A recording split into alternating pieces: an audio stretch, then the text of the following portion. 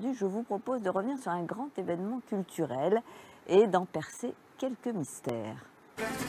En 1963, le 11 octobre, Édith Piaf meurt à Paris.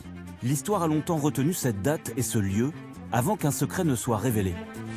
L'amour ne s'explique pas, c'est une chose comme ça qui vient, on ne sait d'où, et vous prend tout à coup. Édith Piaf était un mythe, elle l'est encore aujourd'hui, mais elle était tout autant à l'époque. C'est-à-dire qu'elle a accompagné les douleurs des gens. Elle a été une voix, on pourrait dire, emblématique d'un temps, d'une époque, mais je pense qu'elle est plus que ça. Là, elle est très moderne, en fait. Été 1962, Édith Piaf, épuisée et malade, est hospitalisée dans une clinique de Besançon. Théo Sarapo, son mari, veille sur elle.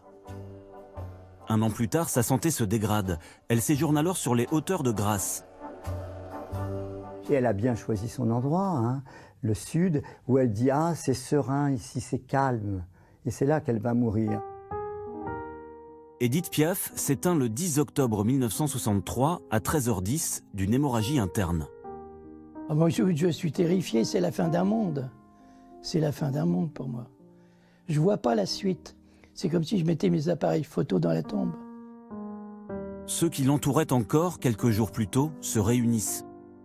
Et une évidence s'impose. Édith Piaf ne peut pas rester dans le Sud.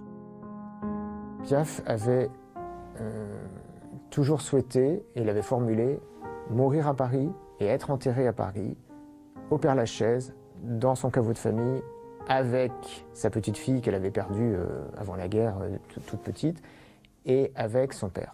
Que faire à ce moment-là? Annoncer sa mort?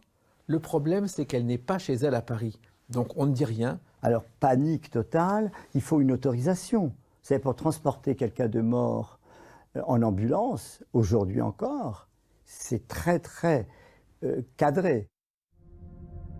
Ses proches prennent alors une décision aussi surprenante qu'illégale. Et donc on arrive à une aventure vraiment rocambolesque, c'est que le décès n'est pas constaté à Grasse. À ce moment-là, il y a une ambulance qui arrive dans l'après-midi du 10 octobre. On met le corps d'Édith dans l'ambulance et donc ils partent en fin de journée et on simule en quelque sorte un nouveau malaise, un nouveau besoin d'hospitalisation. Il fallait faire croire qu'elle était encore malade, donc on lui avait mis une perfusion. Elle était en petite robe toute légère avec sa petite croix et une petite fleur. Et ils arrivent à semer les journalistes qui étaient derrière, qui voulaient suivre, aller jusqu'à l'hôpital, enfin prétendu hôpital avec eux. Et ils arrivent à les semer dans les environs de Fréjus. Non, rien de rien. Au petit matin, l'ambulance dépose le corps d'Édith Piaf dans son appartement à Paris, dans le 16e arrondissement. Et donc là, il y a un médecin qui joue le jeu parce qu'il est au courant en fait. Et il constate le décès le 11 octobre. C'est ce qui est déclaré à l'AFP pour la dépêche. Et c'est même ce qui est déclaré pour l'état civil. Édith Piaf est morte. Son appartement est transformé en chapelle ardente. Stars et inconnus, tous veulent lui rendre un dernier hommage. Gilbert, qu'est-ce que ça fait la mort d'Édith? C'est comme à tout le monde, c'est abominable.